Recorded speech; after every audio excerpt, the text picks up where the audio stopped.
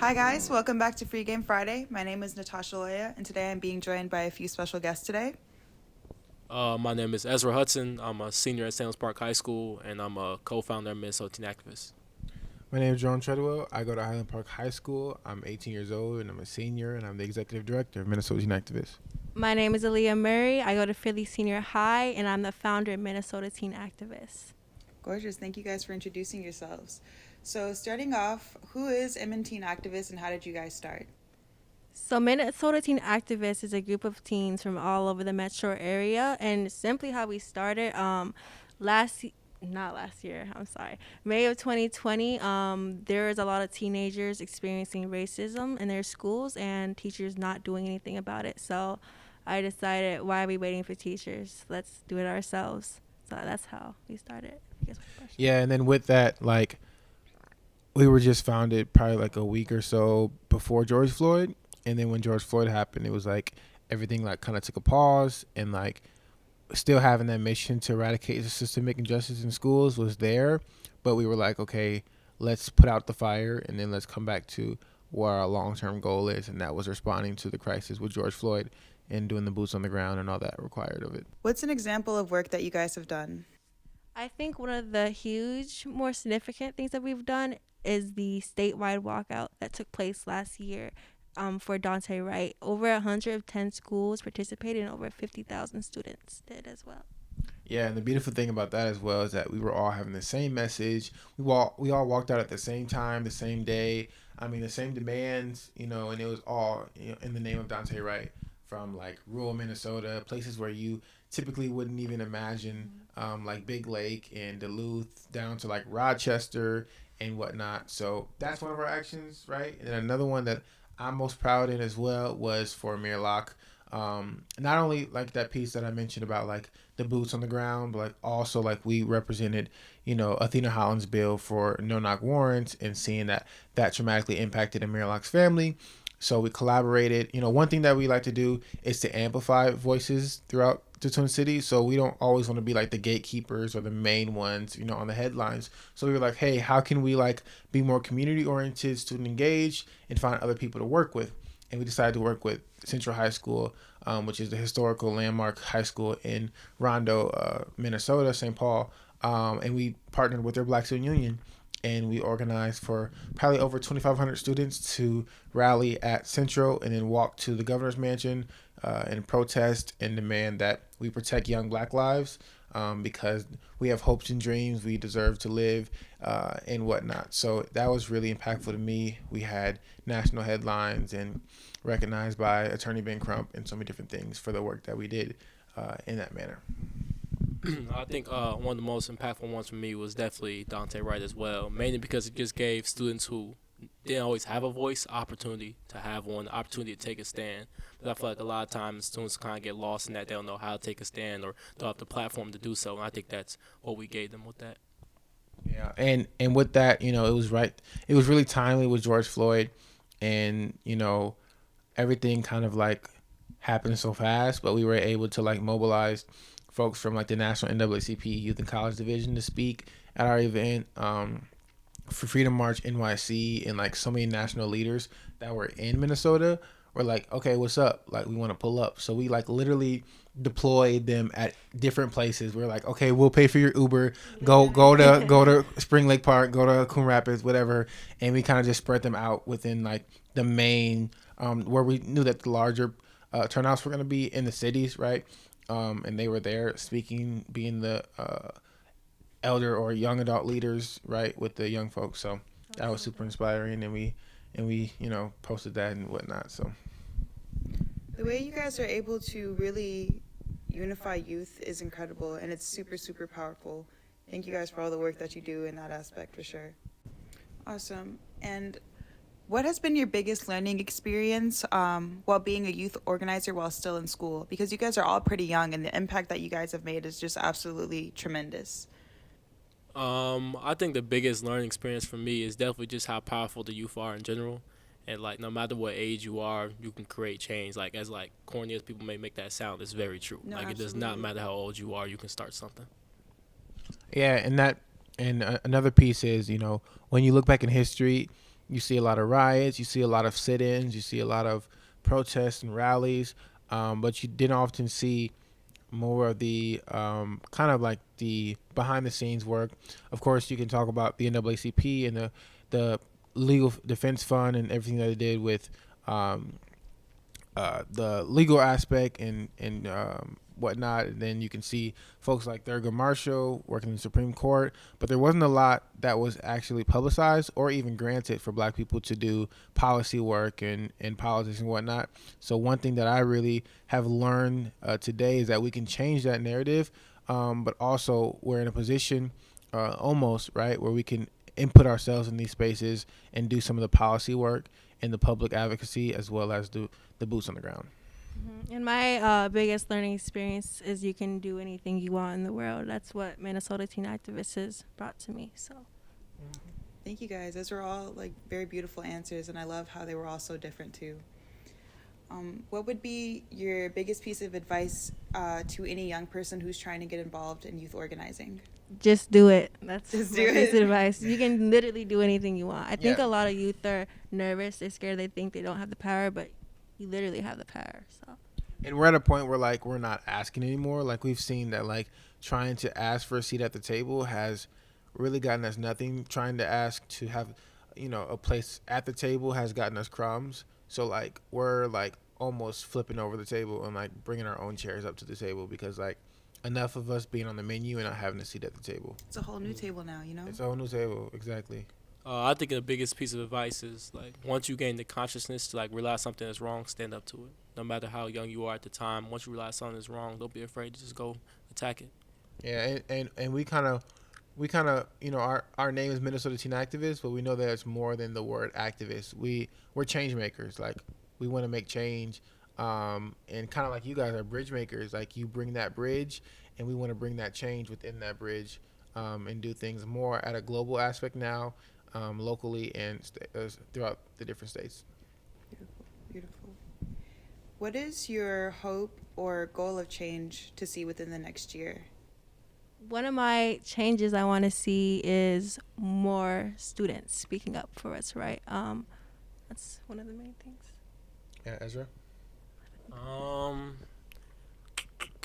I think one of the biggest things I want to see that I haven't really seen is more accountability for students' actions that they do in school. Because I Yeah. feel like a lot of like racist incidents that happen go unreported, like a little student stuff. I just want to see more accountability for those students. Absolutely. Yeah, we definitely do see a surge of like, and it's not just your rural schools, it's your local schools as well, right? Inner city, suburban, where it's white people, where it's homophobic, just different people, just Islamophobic, doing things that are like very, very much so discriminatory, hate crime-ish acts, malicious and sadistic, just so many things like that. So definitely, as Ezra said, see more accountability on some of the young folks who are causing some of these aggravations. But I would also want to see personally for young people to vote. So we are doing a big thing with restoring the vote, getting 18-year-olds to register to vote in this next election season,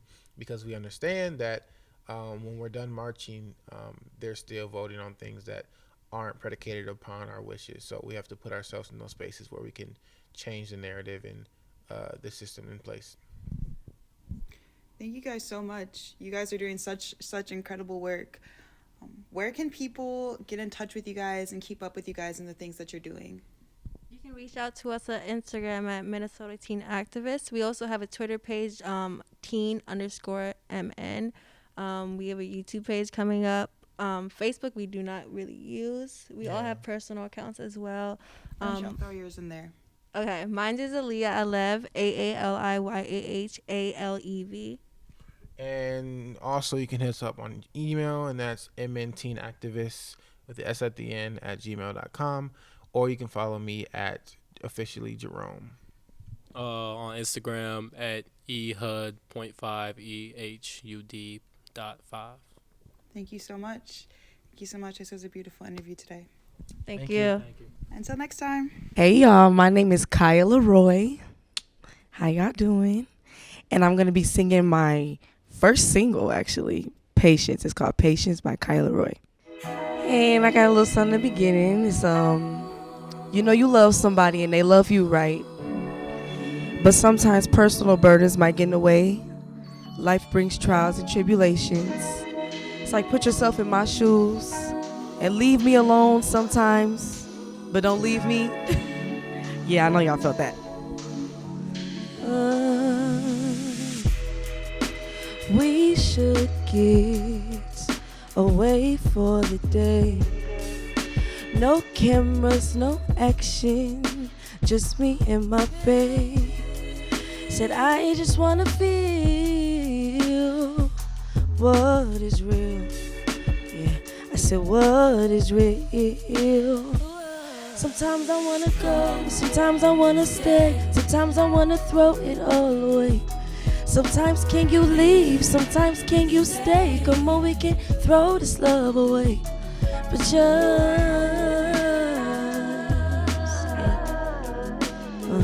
be patient with me. Yeah, be patient with me. And this is the second verse. Your presence is heaven sent. No, at times I can be crazy. Don't lose love for me, baby.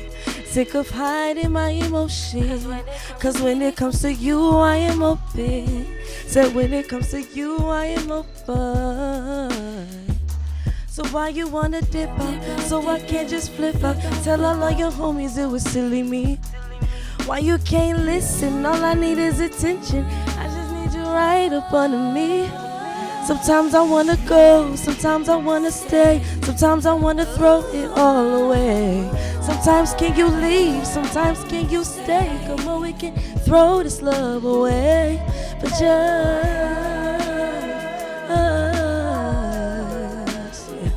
be patient with me. Be patient with me. Fussing and fighting won't get through to you. I thought we'd take that clue. I thought we'd take that clue. Fussing and fighting, no, it won't get through to you. I thought we'd take that clue. Sometimes I wanna go, sometimes I wanna stay and throw it all away. Sometimes can you leave, or can you? Or can you stay? Just be patient, just be patient, be patient, be patient with me, yeah. Be patient with me. Sometimes I we should go. No cameras, no action. Ooh, will you take that clue? Can you?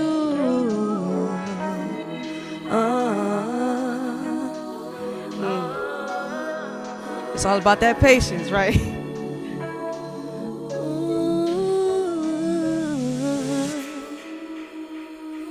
That's it.